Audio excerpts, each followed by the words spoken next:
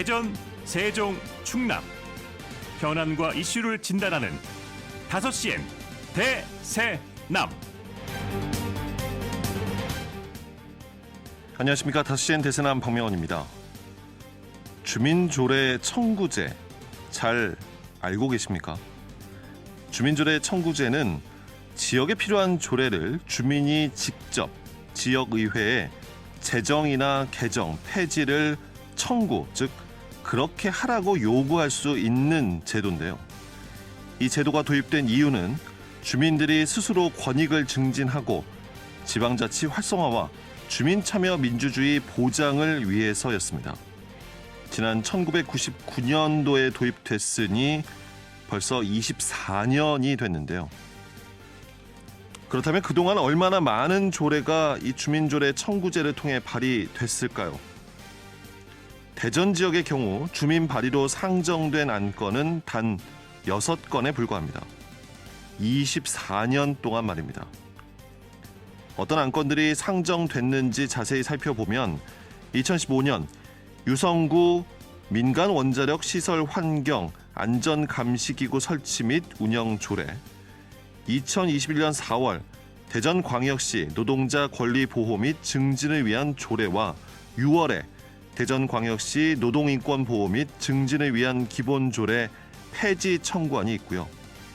지난해 7월에는 대전광역시 고용보험료 지원조례가 상정됐습니다.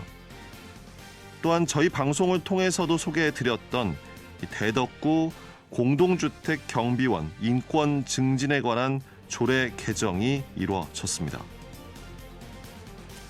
왜 이렇게 시민들의 참여가 저조한 것인지, 왜 이 좋은 제도가 활성화되지는 못하는 것인지, 이에 대해 한 목소리로 말합니다. 제도 자체의 홍보가 미흡한 데다 참여의 조건도 까다롭다고 말입니다. 사실 그렇습니다. 대전시의회 누리집에서 주민조례 청구를 검색했더니 이 주민조례 청구 안내 페이지만 마련돼 있을 뿐 어떠한 홍보도 없습니다. 하지 않는 것이죠. 전라남 도의회를 보면 도민들의 관심과 참여율을 높이기 위해 SNS나 소식지 등을 활용하고 있다 보니 비교가 됩니다. 그리고 주민들이 직접 조례안을 작성하기에는 전문적인 법률 지식이 필요하고 청구 요건을 충족시키기 위해 온 오프라인 서명 운동도 진행해야 하는데, 온라인을 통한 서명에 참여하려면 본인 인증 과정 등의 절차가 복잡합니다. 개인이 주민들의 서명을 받는 것 역시 어려운 일입니다. 대전시의 경우 6개월 이내에 만 18세 이상 청구권자의 150분의 1 이상인, 그러니까 8,000명이 넘는 주민들의 서명을 받아야 하는 것인데 만만치가 않습니다. 서명 충족 인원을 맞췄다고 해도 형식과 내용이 부실하다는 이유로 또는 지자체의 소관 사무에서 벗어나거나 상위 법령 위반 등의 문제로 아예 발의 자체가 안 되는 경우도 허다합니다. 고생해서 서명받은 노력이 그냥 허사가 되는 순간인 겁니다.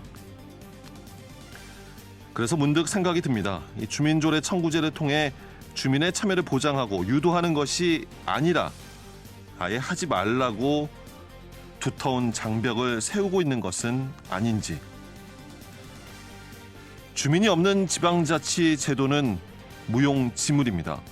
말로만 지방분권, 주민자치를 외칠 것이 아니라 민의가 제대로 반영될 수 있도록 주민의 직접 참여 방식에 대한 논의가 필요합니다. 지자체와 지방의회 모두 적극적으로 나서야 합니다. 10월 13일 금요일 5시엔 대세남 시작합니다.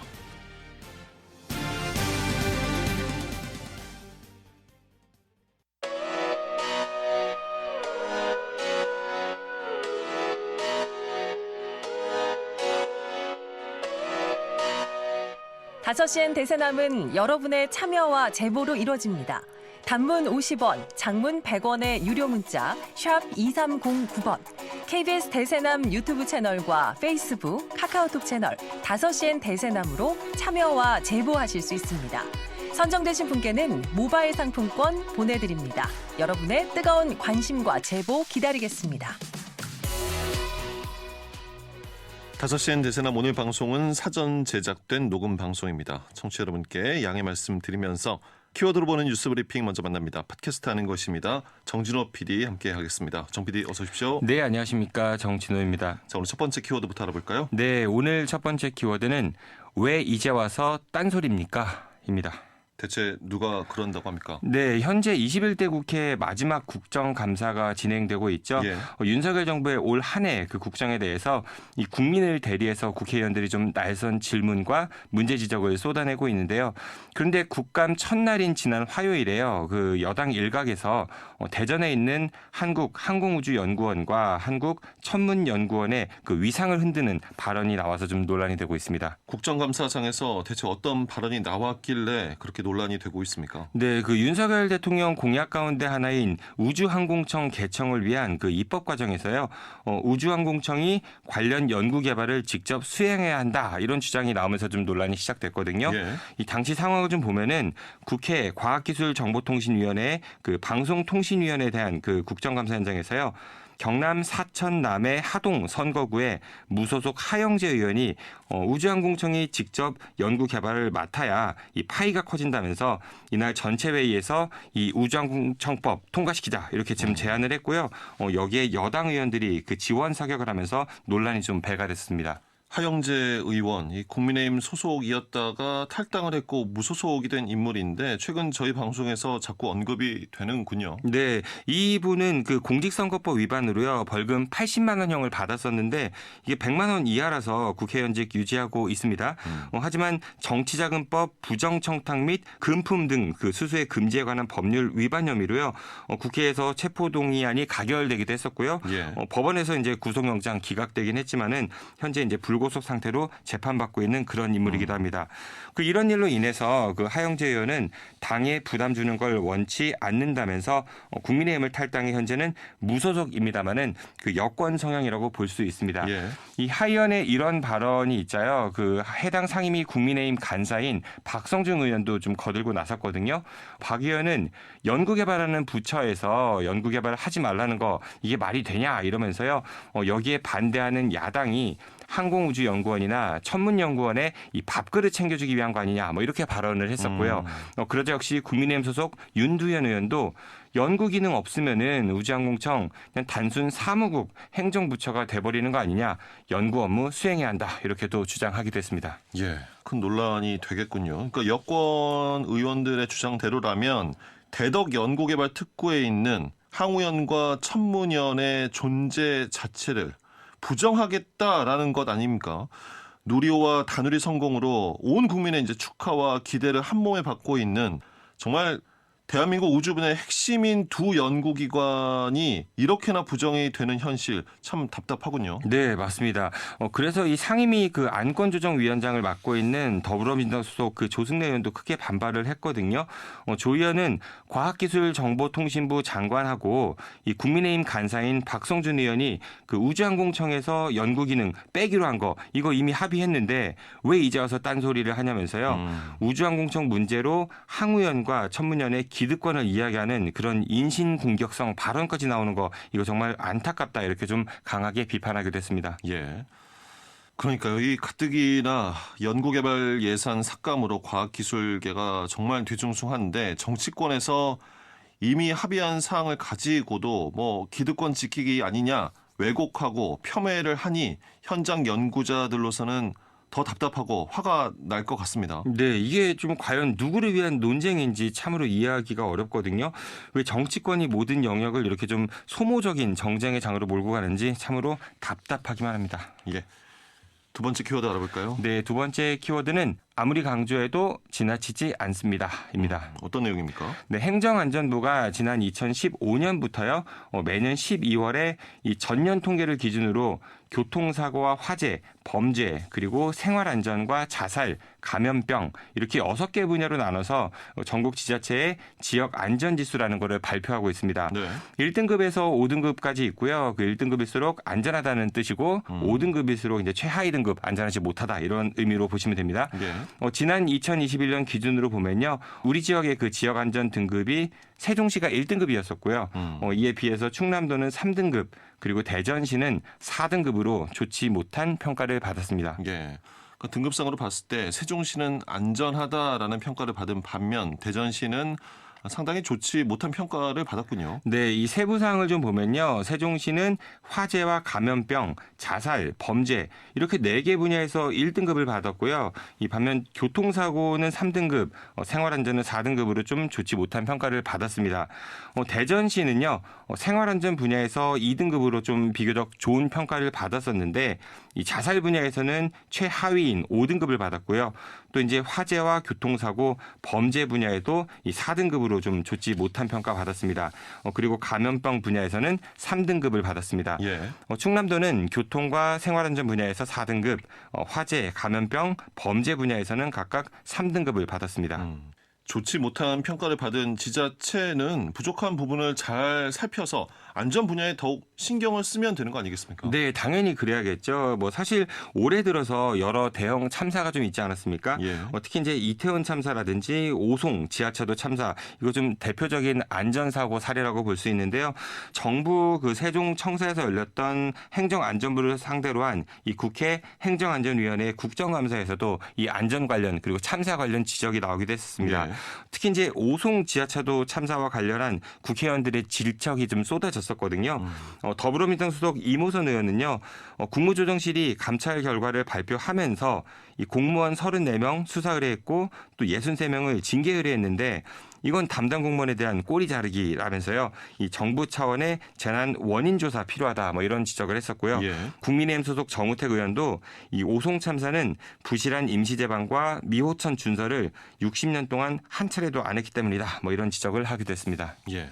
그런데 이날 국정감사에서 눈에 띈 점은 참사가 벌어졌을 당시에 자리를 비웠던 이 김영환 충북지사를 향해서 여야 의원들 모두 집중포화를 날리더군요. 네, 맞습니다. 이 자리가 사실상요, 이 국회 차원의 첫 번째 신문이었었거든요. 이 사실 충청북도는 올해 국정감사 피감 기관에서 제외가 됐었는데 김 지사가 오송 지하차도 참사 관련 증인으로 채택이 되면서 예. 이런 신문 자리가 마련된 것입니다. 이 자리에서 국회의원들은요, 김 지사의 그 참사 전후 부적절한 행적 그리고 대응, 거짓 해명 이런 거를 좀 여야 가릴 거 없이 지적을 했었거든요. 야당 의원들은 김 지사가 자신이 거기 갔어도 상황이 바뀌지 않았을 거다라고 말했던 점하고요. 그다음에 참사 전날 서울 만찬을 비롯해서 참사 당일 자택에서 머문 2시간 그리고 참사가 벌어진 시간에 현장이 아닌 자신의 고향인 괴산을 찾은 점 이걸 좀 비판하면서요. 예보된 극한 호우에 도지사가 비상근무를 했다면은 이런 참사 막을 수 있었다. 뭐 이렇게 지적하기도 했습니다. 예.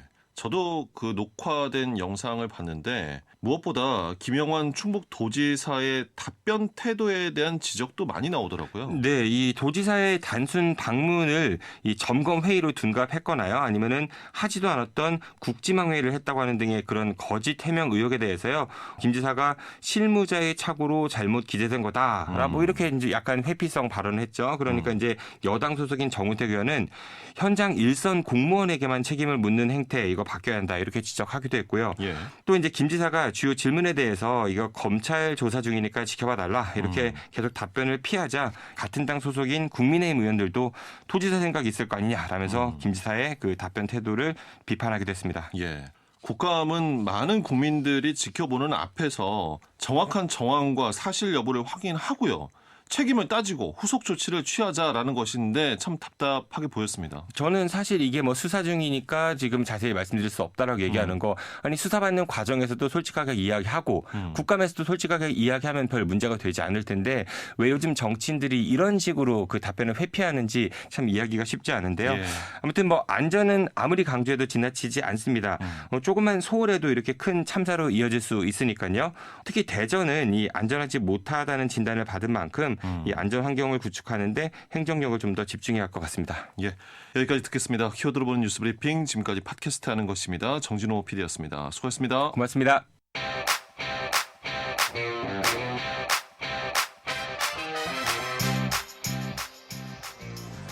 이어서 2주의 환경 이슈를 짚어보고 함께 실천할 수 있는 환경 캠페인을 소개해드리는 대산항 환경 캠페인 지구를 지키는 사람들 시간입니다. 사회적 협동조합 혁신청 김영진 이사장 함께하겠습니다. 어서 오십시오. 네, 안녕하세요. 자, 이사장님 오늘은 어떤 이슈에 대해 이야기 나눠볼까요? 네, 최근에 국회에서 가덕도 신공항 건설을 전담하는 그 공단을 이제 만드는 법안을 통과시켰는데요. 예.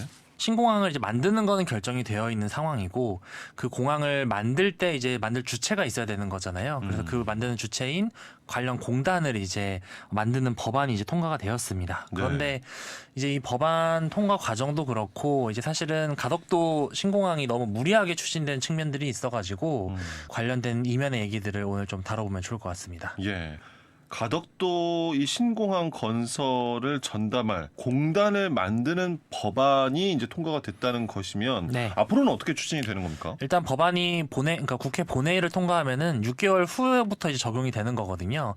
그래서 그 6개월 후부터 이제 관련 전담 조직을 만드는 게 시작이 되고요. 내년 이제 상반기가 되겠네요. 네, 맞습니다. 그래서 상반기 중에 공단을 만드는데 일단 관련 규모로는 한 100명 정도의 규모로 먼저 출발을 하고요. 그리고 그 가덕도 신공항 준공 단계에서는 한 300여 명 정도의 규모로 이제 관련 공단을 운영하겠다는 계획입니다. 예. 꽤 큰 규모가 되는 것이잖아요. 사업비가 워낙 예. 큰 사업이니까요. 네. 그런데 이제 생각해 보면 이 가덕도 신공항 개발 사업 자체가요. 얘기가 나온 거는 네. 무척 오래전 아닙니까? 그렇죠. 그러니까 2006년 그러니까 노무현 정부 때부터 가덕도 신공항 이슈가 이제 나온 거예요. 아무래도 그 근처에 김해공항이 있잖아요. 네. 그래서 처음에 이제 그 가덕도 신공항 이슈가 나왔었을 때는 김해공항을 확장하는 수준으로 하면 되지 않겠냐라는 얘기였고 이 가덕도 신공항 관련해가지고 국토부에서도 굉장히 거부감이 많았습니다. 예. 그러니까 아무래도 공항이라고 하는 것이 지역에 공항이 있으면은 그 예비 타당성 조사도 사실 제대로 안 나오고 적자를 면치 못할 게 너무 뻔히 보이다 보니까 그냥 확장하는 수준으로 쓰면 되지 않겠느냐라는 얘기들이 많았는데 다시 재점화된 게 2018년도 지방선거 때 당시 그 당선자인 부산의 오거돈 시장이 이 가덕도 신공항을 만드는 걸 공약으로 하면서 다시 재점화가 됐고요. 그리고 오거돈 시장이 임기를 다 못 채우고 이제 불명예스럽게 이제 퇴진을 했잖아요. 예. 그래서 재보궐선거 때 이제 이 관련 이슈가 터지면서 여야 할 것 없이 국회에서 급작스럽게 이제 가덕도 신공항 특별법을 만들고 이 가덕도 신공항을 그냥 추진하기로 어영부영 결정이 된 겁니다. 그러니까 여러 정황들을 봤을 때 쉽지 않은 사업이었는데 결국 선거를 통해서 이게 추진이 되는 그런 사례가 된 거군요. 맞습니다. 그러니까 당시 여당이었던 이제 더불어민주당 같은 경우는 본인들의 이제 귀책 사유로 재보궐선거가 생긴 거잖아요. 그런 상황 속에서 이제 그 다음 대선도 바로 있었던 거고요. 해당 지역의 이제 민심을 잡기 위해서 대표적인 이제 토건 사업을 하나 했었어야 되는데 부산 지역 특히 이제 부울경 지역의 이제 대표적인 수건 사업이 가덕도 신공항 이슈였습니다. 그래서 그것을 이제 좀 프리패스하는 형식으로 했던 거고요. 그때 당시 야권이었던 이제 지금 국민의힘 같은 경우는 이런 토건 사업들에 대해서 당연히 찬성하는 입장이기도 하고 해당 지역을 주요한 지지 기반으로 생각하고 있기 때문에 여야에 상관없이 예. 이 관련된 사업들이 별다른 논의 없이 시작이 된 겁니다. 네. 가덕도 신공항 건설 뭐 얘기는 많이 나오지만 정작 이 가덕도가 어딘지 네. 어떤 곳인지 사실 많이들 알고 있지는 않은 것 같습니다. 솔직히 저도 잘 모르겠고 네. 부산에서 뭐 제일 큰 섬이라더라. 그렇죠. 그리고 또 제가 뭐 언론을 통해 들은 게 해양 생태에서 상당히 이제 중요성이 있다. 그래서 논란이 있다. 이 정도까지만 저도 알고 있어요. 맞습니다. 그러니까 해양 생태 1등급 지역이고요. 그 섬이잖아요. 그리고 이제 이곳이 어쨌든 천연 자원들과 또 여러 동물들이 이제 조화롭게 살아가는 고립된 섬이에요. 사실은 뭐 가덕도뿐만 아니라 어느 지역이든 간에 해안가에 이런 큰 공항을 짓는다라고 하면은 거기서 발생하는 이제 생태적인 이슈들은 클 수밖에 없겠죠. 그래서 얼마나 깨끗한 지역이냐 혹은 얼마나 많은 동물이 사는 지역이냐를 분석하는 것도 좋지만 어쨌든 인간이 어느 정도 인위적으로 이 해당 지역을 바꾸려고 하다 보면은 당연히 문제가 생길 수밖에 없는 것이고요.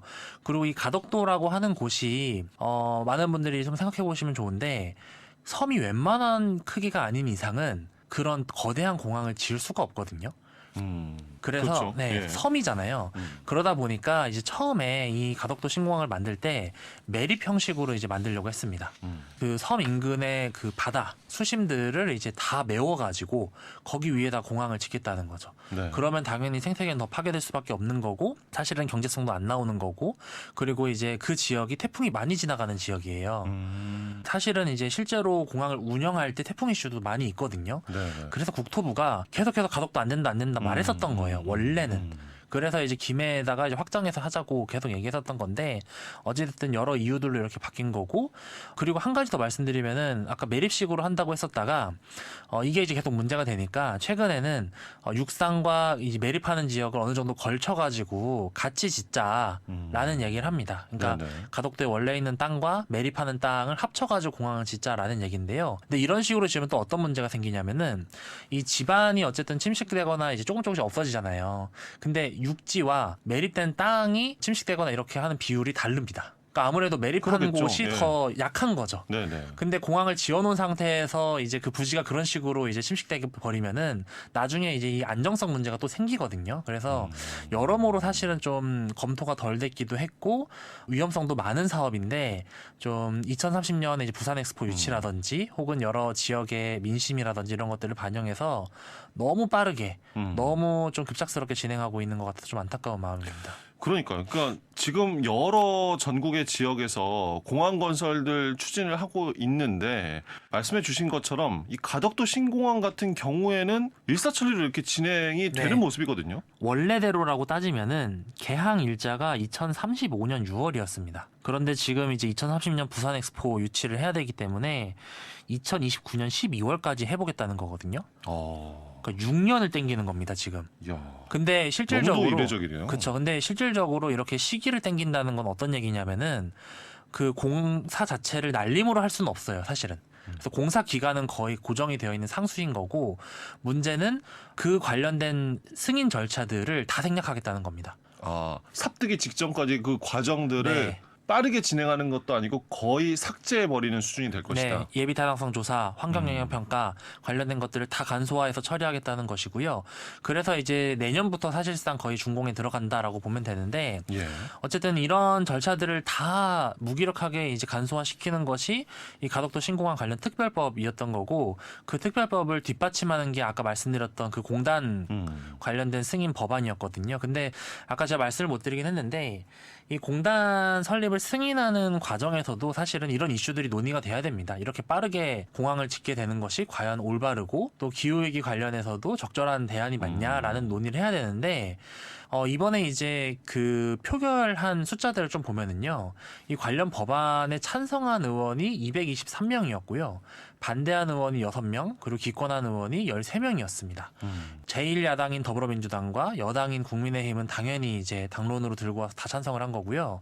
정의당 의원 6명만 이제 반대를 하고 나머지 이제 환경운동가 출신의 더불어민주당 의원들과 진보정당이라고 하는 기본소득당의 용해인 의원은 기권, 그리고 가덕도 신공항을 반대하는 게 당론인 진보당 유일한 한 명의 의원은 찬성을 했습니다. 그러다 보니까 예. 이제 사실은 이 가덕도 신공항 자체를 막을 수 없다고 하더라도 이런 관련 위험성이나 굳이 따져봐야 되는 이런 부분들을 진보정당 안에서도 제대로 체크 못하고 있는 거 아니냐. 여러 이런 모습들이 되는 문제들을 겁니다. 그래도 안전과 관련될 수도 있는 거고 그렇죠. 환경과도 관련된 것이니 따지고 또 따져봐야 되는데 그런 것이 없다는 거네요. 그렇죠. 사실상. 그러니까 사실상 여야 모두 다 이 토건 사업에 대해서는 그냥 하는 거다. 라는 얘기인 거고요. 그리고 이제 이걸 거의 당론 형식으로 밀어붙이고 있다 보니까 또 총선을 앞두고 있기도 하고요. 그래서 표 의식해서 맞습니다. 지금 아무도 안 된다는 말조차 꺼내지 못하고 있는 맞습니다. 거군요. 그러니까 예를 들어서 더불어민주당 안에서 그나마 환경을 고민하는 의원들 역시도 전혀 어떤 다른 얘기도 못하는 상황인 거고요. 진보정당 안에서도 이렇게 이제 갈등 혹은 잡음이 계속해서 있는 상황이라서 사실은 진보정당 안에서도 이제 여러 가지 목소리들이 많은 걸로는 알고 있는데 어쨌든 앞으로도 이 신공항을 만드는 과정에서 어떠한 이견도 없이 어떠한 염려도 없이 그냥 마치 지역의 발전을 위해서 이걸 하는 것은 옳은 일이야, 그러니까 필요한 일이야. 차후에 일이야라는 혹시라도 거죠. 생길 수 있는 문제는 어떻게 대비하겠다는 논의조차도 사실상 없는 겁니까? 맞습니다. 그러면? 그 사실상 이제 예를 들어서 몇 가지 문제들이 발생을 할 걸로 예상이 됩니다. 예를 들어서 일단은 이게 예비 타당성 조사를 간단하게 했었을 때 기대 수익치가 굉장히 낮았거든요. 그러다 보니까 당연히 낮은 수익성 얘기들이 나올 거고요. 그리고 공항을 만드는데 15조 정도의 이제 공사비가 들어가고, 공항을 만들면은 주변에 SOC 사업이 들어가야 되거든요. 예, 철도를 그렇죠. 만들든 고속도로를 만들든 해야 네. 되는데 관련된 비용까지 합치면은 그 공사 비용보다 더 많은 비용이 들어갑니다. 예. 근데 이 관련 비용들을 회수할 수 있는 어떠한 지금 계산도 안 나오고 있는 상황이고요. 그리고 이제 염려되는 것은 예를 들어서 부산 엑스포 떨어지면 어떻게 할 건가요? 그러면 이게 진행되던 거 어떻게 합니까? 그러니까 국토부가 그런 부분을 의식해가지고 엑스포 떨어지더라도 29년까지 만들겠다라는 얘기는 하긴 했습니다. 그런데 엑스포를 유치하겠다고 해서 만드는 공항을 굳이 그런 거 또 만들어야 되냐라는 논란이 생길 수밖에 없고요. 아까 잠깐 말씀드렸던 이제 해상공항이다 보니까 발생하는 안정성 문제, 그리고 이제 환경 파괴 문제들은 계속해서 따져봐야 될 것 같고, 많은 분들이 말씀하시는 것 중에 하나가 이게 해상공항이다 보니까 앞으로의 이제 해수면 상승 역시도 대비를 해야 되는 상황인 거예요. 공항이 이제 만들어지면은 예를 들어서 뭐 5년, 10년 운영할 건 아니잖아요. 그렇죠. 앞으로 정말 많은 시간 동안 예. 운영을 해야 되는데, 그 기간 동안 해수면 상승이라든지 혹은 기후위기 시대에 태풍이 더 많아지는 상황에서의 안정성 문제를 과연 우리나라에서 감당할 수 있겠느냐라는 논란들이 계속될 것 같습니다. 예. 가덕도 신공항 건설이 그래도 지역 경제 활성화, 일자리 창출 이런 것들을 위해서 파급 효과 기대하는 것이 크다라는 이야기는 그래도 많은 뭐 홍보를 통해서 네. 하고는 있습니다. 이게 현실이 될 수 있을까? 그러니까 기대 홍보하는 것만큼은 아니더라도 네. 어느 정도는 할 수 있을까? 사실 이 문제가 충청 지역을 포함해서 공항 건설을 추진하는 여러 지역에 의미하는 바가 클 거거든요. 그렇죠. 네. 그리고 물론 가덕도를 건설하는 그 과정까지의 토건 사업이 워낙 많다 보니까 지역의 이제 건설 경기라든지 혹은 당장에 이제 세금이 많이 투입돼서 경제가 좀 활성화되는 효과들은 그 순간에는 있을 거예요. 그런데 공항이 적자가 나면은 그건 100% 세금으로 메꾸거든요. 그래서 그 지점들은 분명히 체크를 해봐야 되고요. 그리고 이게 이제 통과되는 과정, 법안이 통과되는 과정 혹은 공항이 건설되는 과정까지 굉장히 이제 절차들이 생략됐다고 말씀드렸잖아요. 그것 중에 하나가 가덕도 신공항 영향평가를 할 때 예타 면제라든지 이런 부분들이 특별법 안에 명시가 됐었어요. 근데 이게 어떤 의미냐면은 경제적으로 비용 편익을 분석하고 환경 영향을 명확하게 분석해야 되는데 그걸 국회가 묵인해 준 거예요. 그러니까 앞으로 이제 공항들을 만들거나 지역의 수건 사업이 생길 때마다 또 이렇게 해도 되는 거네요. 맞습니다. 그러니까 국회가 이런 여러 가지 절차들이나 분석들을 무시하고 본인들의 지역구의 입맛에 따라 가지고 혹은 민심의 선거의 이제 동향에 따라 가지고 이 절차들을 특별법으로 다 생략해 버릴 수 있다라는 선례가 없는 것도 생긴 아니고. 겁니다. 예. 예. 사실 저는 그게 제일 염려스럽거든요. 그러니까 어쨌든 시스템적으로 정해져 있는 이 방어막들이 정치인들의 유불리에 따라 가지고 그때그때 고무줄처럼 이제 늘어났다 줄어들었다 이런 상황들 자체가 만들어지는 게 과연 앞으로 우리가 기후위기 시대에 살아가는 데 있어서 과연 온건한 일인 것인가, 이런 부분들이 좀 계속 염려가 되는 겁니다. 예. 염려되는 부분이 상당히 많고 우리 지역에서도 분명히 이제 결정을 하고 네. 어떻게 해야 될지를 또 정해야 되는 순간인데 네. 이게 결국에는 이제 정치 논리에 의해서 된다는 것 가장 큰 그렇죠. 문제군요. 그리고 아마 내년 총선은 이런 얘기 나올걸요. 그 가덕도 신공항이 이제 특별법으로 사실상 프리패스가 된 거잖아요. 그러면은 부울경 지역의 수건 사업이 이루어졌기 때문에 충청도의 수건 사업도 그렇게 특별법으로 만들어서 하겠다라는 공약이 100% 나올 겁니다. 예. 그러면은 이게 이제 예를 들어서 이번에는 영남이 어느 정도 혜택을 본 거잖아요. 그러면은 호남이 이제 또 얘기를 할 거고, 충청도가 얘기를 할 거고, 경기도가 얘기를 할 거예요. 강원도도 얘기를 할 거고요. 그러니까 이게 마치 국가의 중요한 SOC 사업들을 특별법으로 면제를 주면서 이제 다 땅 따먹기 하듯이 이렇게 무리하게 토건 사업을 해나가는 것 아닌가라는 염려가 있고, 어떠한 정당이든 간에 그 안에서 이 환경과 관련된 얘기들이 계속 나와야 되는데 이런 지역에서의 수건 사업을 이루어주는 것에 대해서는 어떠한 다른 목소리도 못 내는 분위기가 지금 만들어지고 있는 것 같아요. 그래서 그 자기 얘기를 그렇게 열심히 하고 비판적인 목소리를 잘 내던 진보정당의 의원들 역시도 이런 분위기에 휩쓸려가지고 기껏해야 기권표 내는 게 전부였던 거잖아요. 그러니까 그런 말도 안 되는 일들을 어떻게 앞으로 방지해 나갈 것인지, 그리고 내년 총선이 더 이상 지역 간의 SOC 사업 나눠 가지기를 하는 총선이 아니라 우리나라 혹은 이제 전 세계 인류의 미래를 대비하는 여러 가지 환경적인 이슈들을 많이 얘기하는 총선이 돼야 되는데 이런 가덕도 같은 얘기들이 또 중심이 되는 선거가 될까봐 그건 역시도 계속해서 염려가 되는 것 같습니다. 예. 가덕도 신공항 건설 공단법이 국회 본회의를 통과했습니다. 논란, 앞으로의 과제, 우리 지역에 시사하는 점들까지 짚어봤고요. 자, 이사장님 이번 주에 소개해 주실 환경 캠페인 실천 내용은 어떤 겁니까? 네, 커피 찌꺼기를 활용해서 캠핑 화로를 만드는 캠페인을 제안을 드리는데요. 예. 요즘에 집에서 이제 커피를 즐기시는 분들이 많아가지고 집에서도 커피 찌꺼기가 굉장히 많이 나옵니다.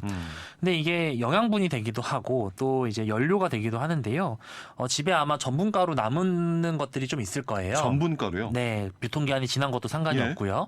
그래서 전분가루를 이제 물을 약간 넣어가지고 커피 찌꺼기랑 같이 섞은 다음에 그 점토 이렇게 만들듯이 네. 그 만들면은 그 덩어리가 생기잖아요. 고체 연료가 되는 거네요. 네, 그 덩어리를 이제 화로에 넣으면 그 연료가 됩니다.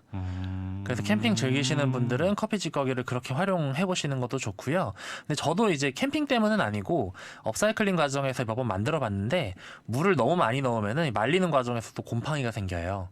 그래서 물 너무 많이 넣지 마시고 이제 예. 적정량으로 전분가루랑 커피 찌꺼기를 잘 섞어 가지고 만들어 보시면 좋고요. 또 집에서 이제 그 화분 많이 필요하신 분들은 이 커피 찌꺼기를 전분이랑 뭉치면 점토처럼 되니까 화분으로도 만들 수가 있어요. 커피 찌꺼기를 동네 카페에서 얻으셔도 되거든요. 그래서 그렇게 캠페인 해보시는 것도 좋을 것 같습니다. 예, 대선 환경 캠페인 지구를 지키는 사람들, 오늘도 사회적 협동조합 혁신청의 김영진 이사장과 함께했습니다. 고맙습니다. 감사합니다.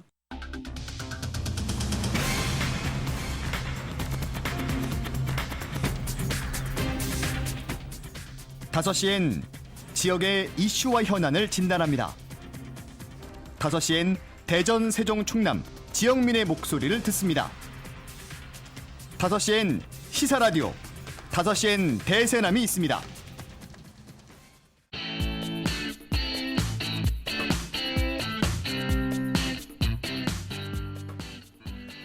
이어서 청년들과 지역 정치를 고민하고 대안까지 모색해보는 대세남 청년 비대위 열겠습니다. 오늘도 함께해 주실 세 분의 청년 비대위원 소개해드립니다.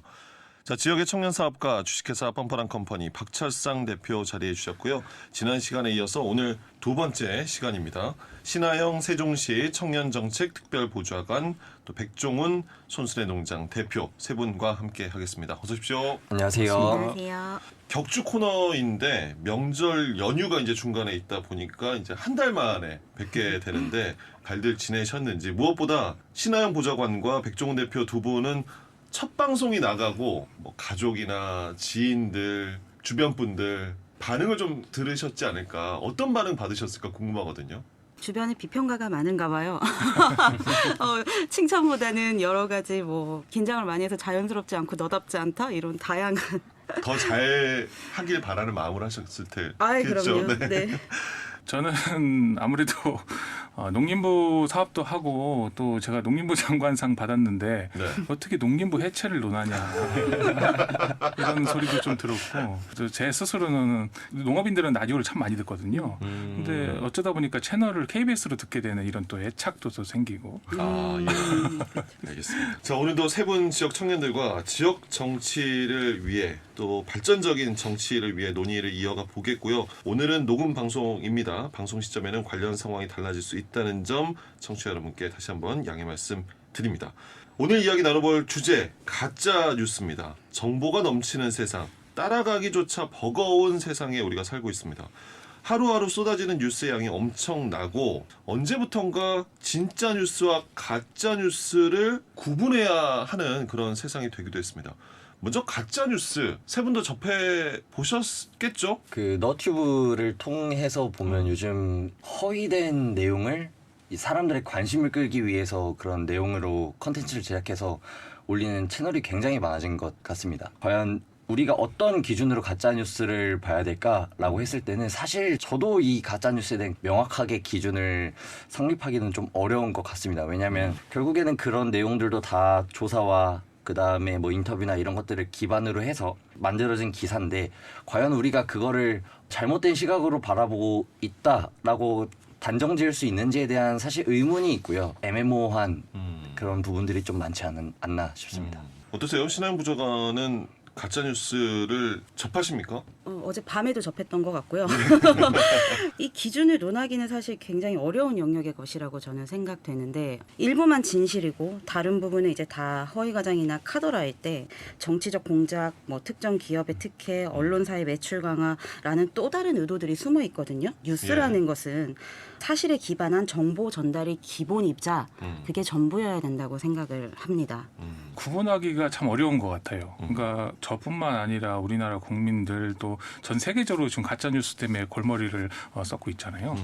진짜 뉴스도 가짜 같고 또 가짜 뉴스도 진짜 같아서 참 구분하기가 참 어렵다. 이게 우리나라만의 문제는 분명히 아니에요. 이제는요. 그렇죠. 네. 그래서 좀 이런 문제들을 뭐 어떻게 가려낼 수 있는가 이것은 진짜 어려운 과제인 것 같아요. 그래서 그냥 제 개인적으로는 궁금한 뭐 기사라든지 뉴스 같은 경우는 여러 매체들을 활용해서 좀 읽어본다든지 또 이런가 보다라는 이제 추측과 또 생각 이런 것들을 좀 덧대어서 스스로 판단하는 게 그나마도 구별법이라면 구별법일까? 그렇게 정도로 저는 이제 구별을 하고 있습니다. 예, 누가 해줄 수 없으니 내 스스로 여러 매체들을 통해서 소위 이제 크로스 체크, 그렇죠. 네, 해야 된다.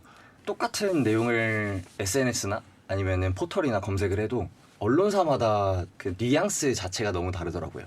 그래서 저도 이 언론사 거도 한번 보고 저 언론사 거도 보면서 크로스체크하면서 아 이런 내용들이구나라는 걸 보고 누구나 다 어떠한 정보를 컨텐츠화 시켜가지고 만들어낼 수 있는 시대이기 때문에 언론사가 아니고 일반인이라고 하더라고요. 이거에 대한 이슈가 좀 더 심각하게 나오지 않나 싶습니다. 그러니까 이게 익명성이 보장되는 그런 공간들, SNS라든지 소위 이제 유튜브 방송 이런 걸 통해서 그게 악용이 되고 또 유포가 되고 이래서 요즘 더 문제가 된다 이렇게 봐야 될까요? 굉장히 자극적이고 궁금하게 만들어졌잖아요.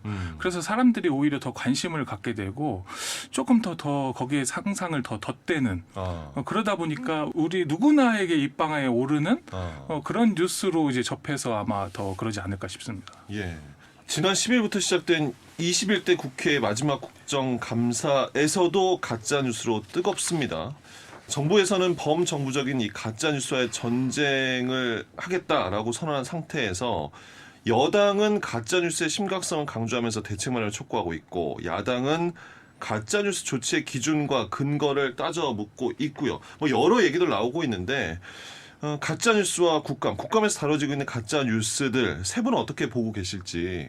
가짜 뉴스는 어제 오늘 일은 아니거든요. 근데 더 뜨겁게 이제 여야가 충돌하는 이유로 꼽자면은 이제 서로 타겟이 정해진 이런 공격적인 또 이 공격에 있어서 사실 확인이 안 된 또 추측성인 굉장히 자극적인 이런 뉴스를 가지고 서로 싸움을 하고 있단 말이에요.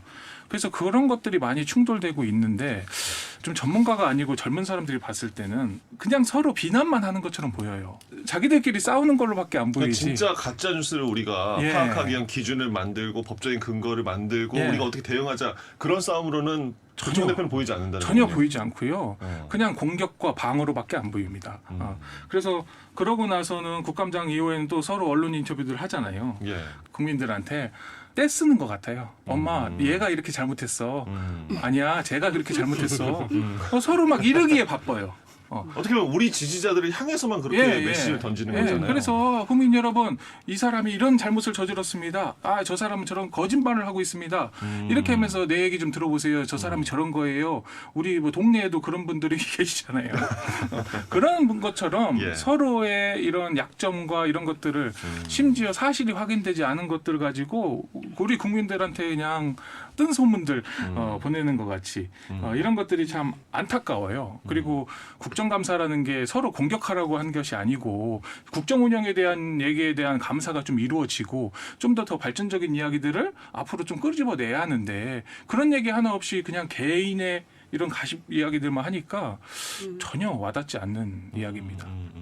네, 저도 어찌 거의 생각해요? 네. 국감에서 내용이 뭐 헌법에 위배된다, 뭐 그 방통위에서 그런 것들을 결정하게 된다면 뭐 그런 내용들과 그 다음에 가짜 뉴스는 뭐 타파해야 된다 이런 내용들로 거의 공방이 이루어졌는데 질의응답 시간이 굉장히 짧긴 하지만 그러면은 여당이든 야당이든 그럼 이 가짜 뉴스를 타파하기 위해서 자신들이 이제 고안한 의견이나 아니면은 어떠한 방향성으로 가면 좋겠는지에 대한 그런 내용들을 조금 더 구체적으로 관련해서 내용을 얘기를 하면은 국민들에게 더 이해가 쉽게 가도록 할 수는 있지만 결국에는 공방만 이루어지고 그다음에 뭐 책임지시겠습니까? 뭐 이런 발언들이 이루어지고 그러면은 그냥 싸우는 것로밖에 안 보이고요.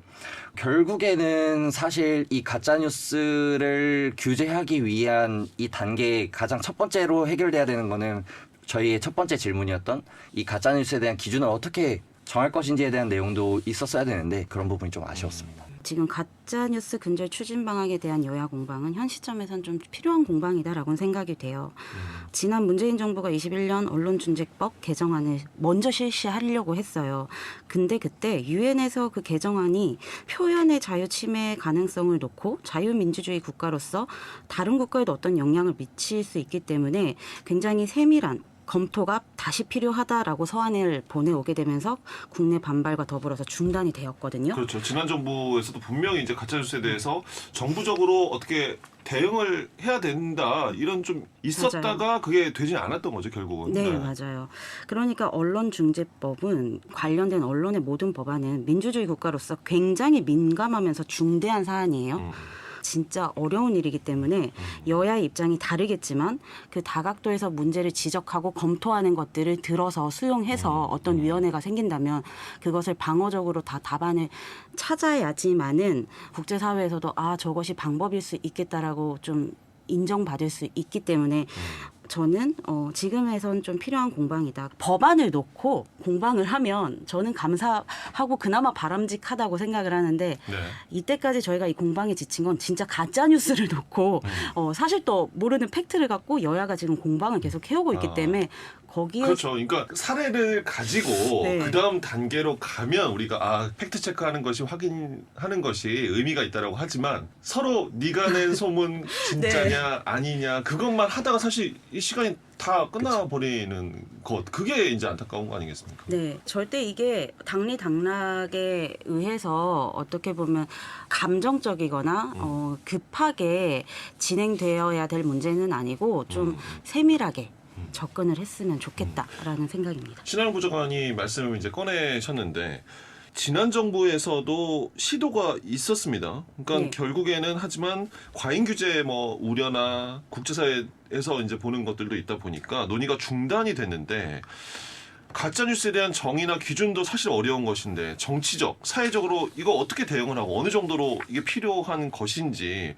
정부가 가짜 뉴스를 규정하고 제재를 과연 할 수 있는 것인지 청년들은 또 어떻게 생각하는지 궁금하거든요. 정의와 기준은 정부나 국회 차원에서 명시되어야 되지만 그 법안들을 채워나가는 건 정말 전문가들, 국회의원들이 지금 이거에 대한 어떤 세밀한 답안을 찾기는 어려울 것이다. 거시적으로. 국회의원들이 현실적으로 어떤 것들이 필요한 건지 찾는 것이 쉽지 않을 것이다. 그런 부분은 뭐 여야 할 거 없이 일단은 전문위원회가 꾸려져서 거기서 검토돼야 될 문제인 것 같다. 여기서는 어떤 기준과 정의에 대해서만 좀 합의를 하는 것이 그러니까 내용에 대한 합의도 있어야 되고 기술적인 네. 부분도 있어야 되니 전문가들이 참여하는 좀 폭넓은 위원회가 필요하다. 네. 저는 그렇게 생각합니다. 네. 기술이 발전함에 따라 그 기술을 활용을 해야 되는 거는 맞거든요. 근데 이제 그 기술이 오남용돼서 자극적인 컨텐츠로 만들어내는 데 사용이 아니라 과연 그 기술을 가지고 우리가 그 판별하기 위한 방안으로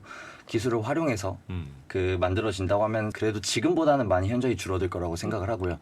그러면 일단 먼저 가짜 뉴스에 대한 기준이 무엇인지가 좀 정확하게 규정돼야 될 필요가 있고 그럼 그거를 기반으로 해서 우리가 포털도 AI, 빅데이터 되게 많잖아요. 그리고 이전에 미국의 대선에서도 그 팩트 체크하기 위해서 기술을 활용해서 사례들을 봤을 때 우리가 뉴스를 뭐 제작하고 그다음에 그거를 등록하기 이전에 뭐 기술 AI나 빅데이터 기술을 활용해서 그런 것들이 좀 사실인지 또 우리 아니면 좀 검토해야 될 필요가 있는지 뭐 그런 것들을 판별해낼 수 있다고 한다면 그래도 지금보다 허위 과장된 그 내용들의 그런 기사들이나 아니면 뉴스들이 좀 줄어들지 않을까라는 생각하고요. 그렇기 때문에 기업들과 저희 입법부 국회 와 정부가 좀 같이 연계해서 무언가를 좀 만들어내야 되는 그런 게 있지 않을까, 필요하지 않을까라는 생각이 듭니다. 네이버에서 처음에 그 블로그 포스팅이 생기고 정보들을 이제 마음껏 시민들이 올릴 수 있게 했는데 그게 이제 확산되다 보니까 광고가 붙기 시작을 했어요. 그걸 어느 정도 규제를 해서 광고비나 협찬을 받은 거는 밑에 소정의 협찬 광고료를 받았습니다라고 명시하게 돼 있죠. 명시하고 그러다 보니까 이용하는 사람들 입장에서는 그거를 명확히 구분해서 내가 필요한 정보를 취득하는 객관성이 좀 생기거든요. 그런 식의 작은 규제지만은 이렇게 하면 언론에서도 피해서 줄어들지 않을까. 저는 그런 부분에서 기능적인 부분을 더 많이 얘기를 했던 겁니다. 진짜 문제들은 이 서민들의 삶에 영향을 주는 뭐 경제적 손실이라든지 이제 인권 문제에 대해 이런 피해를 주는 사례들이 굉장히 많아요. 그래서 이런 사례들도 좀 조사를 통해서 이런 피해가 발생하지 않도록 조금 규제할 필요가 있다. 또 표현의 이런 자유를 또 침해해서는 안 된다는 얘기들이 계속 나오는데 그런 표현의 자유를 좀 침해해서도 안 되고 그 표현의 자유만큼 자유로운 만큼의 책임을 질 수 있는 그런 제도와 규제가 또 필요하지 않을까 싶습니다. 방통위에서는 좀 빠르게 대응을 하는 모습이거든요. 방통위가 이렇게 나서서 언론사 제재를 더욱 강화하겠다, 범위도 넓히겠다 이런 방침에 대해서는 어떻게 보시나요? 온 국민들이 합리적으로 좀 수긍할 수 있는 선의 것들을 찾아서 얘기해야 하지 않은가. 근데 이번에 방통위에서 얘기한 진실성과 이제 정보 전달에 숨겨진 의도성 그 부분에 대해서 기준을 잡는 건 저는 굉장히 공감을 합니다. 그게 저는 본질적이라고 보고 있으니까요. 예, 방통위에서 이제 그런 역할을 하겠다라는 것은 뭐 이해는 하겠지만, 근데 지금 방통위에서 해야 하는 이유를 특정 언론사를 계속 걸고 넘어지고 있거든요. 그러니까 이것은 기준은 공감하지만 예. 그런 규제들이 필요하다. 그래서 그 규제를 뭐 방통위가 하겠다는 뭐 공감할 수 있지만 특정 언론사에 대한 이야기를 계속하면서 이러기 때문에 그래야 합니다. 이것은 저는 공격으로밖에 보이지 않습니다. 그냥 특정 세력을 우리를 반대하고 우리의 정치 행보에 대해서 좀 반대되는 생각을 갖고 있는 데들은 잘못된 거야. 이것은 오히려 더 평양된 생각이 아닐까? 이런 생각을 좀 하거든요. 그래서 물론 인터넷 언론의 문제점들은 좀 커요. 오히려 우리가 다른 뉴스 매체들보다 더 가까이 있기 때문에 더 많은 양의 정보들과 이런 뉴스들이 실생활에 굉장히 밀접해 있다. 그래서 이것을 단순하게 우리가 지금 빨리 이 문제를 해결하기 위해서 규제를 해야 합니다. 이것이 아니고요. 앞서 우리 그 위원들도 얘기한 것처럼 이런 것이 어떻게 됐는지 이런 규제를 할 것인지에 대한 전문가들도 좀 초청해서 규제에 대한 내용도 좀 정하고 또 과정도 밟아가면서 해야 하지 않을까. 그냥 지금 당장 문제니까 때려잡자. 이런 식은 저는 오히려 반감만 살 거라고 생각합니다. 예.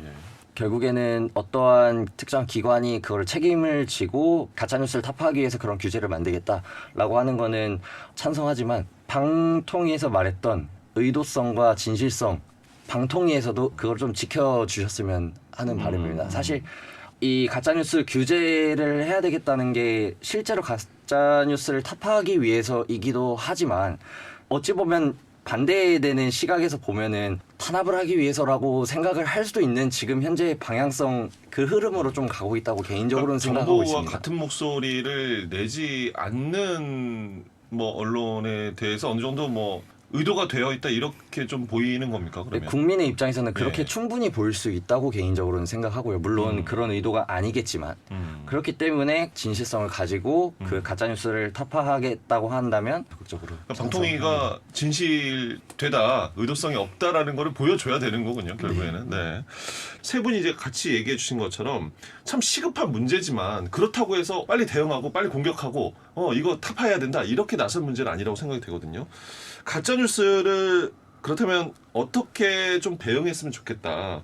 새로운 아이디어나 뭐 방식 혹시 있다면 세 분 청년의 생각 제안해 주신다면요. 어떨까요? 진짜 하루에도 막 수십만 개의 관련된 뉴스들이 나오고 있고 그다음에 같은 내용의 뉴스지만 뭐 문장이나 이런 것들을 바꿔서 나오는 경우들도 굉장히 많고요. 온라인 영상 콘텐츠를 통해서도 나오는 경우들이 많은데 이것들을 다 일일이 확인하고 체크하는 거는 사실 불가능한 일이라고 불가능이죠. 예, 네. 생각하기 때문에 우리나라에도 굉장히 IT 강국이고 포털이나 아니면은 그런 AI 빅데이터 관련된 기술 기업 그다음에 그런 것들을 팩트 체크할 수 있도록 어떠한 기준을 삼게 되면은 그거를 가지고 분석할 수 있는 그런 기술을 가진 기업들이 굉장히 많기 때문에 그러한 기업들이 컨소시엄을 해서 정부와 기관이 함께 할 수 있는 기술을 만들어내는 방향성을 간다고 한다면 어느 정도 조금 타파할 수 있지 않을까. 기술이 할 수 있는 영역이 생각보다 좀 있겠다. 네, 이렇게 청년들은 생각하고 있다는 생각 저도 들고요. 네. 이 가짜 뉴스가 이제 생각보다 정말 서민들을 많이 힘들게 하고 있거든요. 그래서 그런 좀 이야기들을 좀 많이 들었으면 좋겠어요. 그러니까 지금 계속 가짜 뉴스에 대한 이야기가 되는 것은 공격이거든요. 그러니까 이거 완전히 옛날 조선 시대 전하 어느 지역에서 임금님을 욕한 말이다. 그럼 너 처형. 정치인들에 대한 이야기, 예. 또 선거를 위한 이야기밖에 없다는 거죠. 예, 그것만 하고 있어요. 그게 아니고 실제 서민들을 괴롭히는 전 세계적으로 문제인 그 가짜 뉴스에 대한 규제에 대해서 이런 전문가 집단이 이 규제를 좀 만들 수 있도록 그런 절차를 지금 빨리 이제 준비를 해야 할 거 아니에요. 그런 것들도 좀 필요하다고 생각하고요. 또 반대로 우리 이제 국민들이 이 가짜 뉴스를 좀 판별할 수 있는 능력도 조금 필요하다고 생각을 합니다. 교육이 필요하다. 예, 왜냐하면 우리가 국가적으로 사기꾼들 잡고 뭐 도둑놈들 잡는다고 해서 사기가 없어 이렇지는 않잖아요. 네네. 그렇다는 것은 우리가 피해가 있을 때 국민으로서 우리가 피해를 예방하는 모습이라든지 이런 것들도 필요하다시피 우리 국민들도 좀 뉴스를 보고 좀 판단하는 이런 능력도 좀 기르고 편향된 이런 하나의 언론 매체뿐만 아니라 좀 다양한 소리를 듣고 좀 받아들일 여유도 생기고 생각할 수 있는 이런 좀 여유도 좀 필요하지 않을까 싶습니다. 예. 가장 기본적인 언론인들의 각성이 매우 필요하다라고 생각합니다. 언론사에서 할 얘기는 아닌데 언론사 오셨으니까 하셔야죠. 언론 표현 자유의 침해라고 얘기하는데 언론이 그 권리 주장을 하기 전에 어떤 사명과 의무와 책임을 저희 세대가 한 10년을 되돌아봤을 때 그 권리에 비해서 의무와 책임을 전혀 하지 않았기 때문에 그 신뢰도는 바닥이 된 것이기 때문에 뭐 AI가 도입돼서 사회적 현상이라고만 얘기하지 말고 언론 자체가 요즘 어떤 자극적인 일단 제목 뭐 이런 것들을 다 따라가다 보니 그러니까 언론사가 그런 SNS 그런 선동적이고 자극적인 방송에 편승하고 있다 이렇게 보시는 거네요. 자제력을 잃었다라고 생각을 해요. 사명감들을 다시 찾는 게 원론적이지만 이상적이지만 필요하지 않을까. 왜냐하면 규제라는 얘기가 나왔을 때 원래는 10년 전만 같아도 뭐야 언론 탄압하는 거야? 규제하는 국가 독재 시절이야 뭐야? 이렇게 얘기를 하겠지만 요새는 언론 탄압의 우려는 있으나 그래 이 말 나올 때 됐어. 이거 할 때 됐지. 굉장히 그렇게 봐야 한다. 라는 게 국민의 현 정서라고 보아지고요. 뭐 또 가짜뉴스라는 지역적인 문제보다 언론사의 클릭수, 조회수에 근거한 광고로 수집에 근거하지 않아야 또 구조적인 틀 이거 꼭 생각을 해줘야 되거든요. 그래야만이 가능한 부분이라 방법론을 찾아야 된다고 저는 생각합니다. 예. AI 이야기가 나와서 그런데 이제 AI로서 이제 기자나 이제 언론 매체에서도 이제 편승을 한다, 이제 의존하기도 하고 그리고 그러다 보니까 이런 편리성에 사람들이 인터넷 매체를 더 가까이 하고. 그러다 보니까 기사를 정확히 읽지 않아요. 그러니까 사람들이 직접 읽는 능력과 이런 판단하는 능력을 키워낸다고 했는데 정치적 참여도 열심히 해야 한다. 이런 사회적인 참여도 열심히 해야 한다. 이런 생각이 듭니다. 알겠습니다. 자, 대세남 청년 비대위 오늘은 여기서 마치도록 하겠습니다. 주식회사 뻔뻔한 컴퍼니 박차장 대표, 신하영 세종시 청년정책특별보좌관, 또 순수의 농장의 백종훈 대표 세 분과 함께했습니다. 고맙습니다. 네. 감사합니다. 자, 10월 13일 금요일 5시엔 대세남 여기까지입니다. 이번 한 주도 5시엔 대세남과 함께 해주셔서 감사합니다. 저는 다음 주 월요일에 다시 찾아뵙겠습니다. 박명원이었습니다.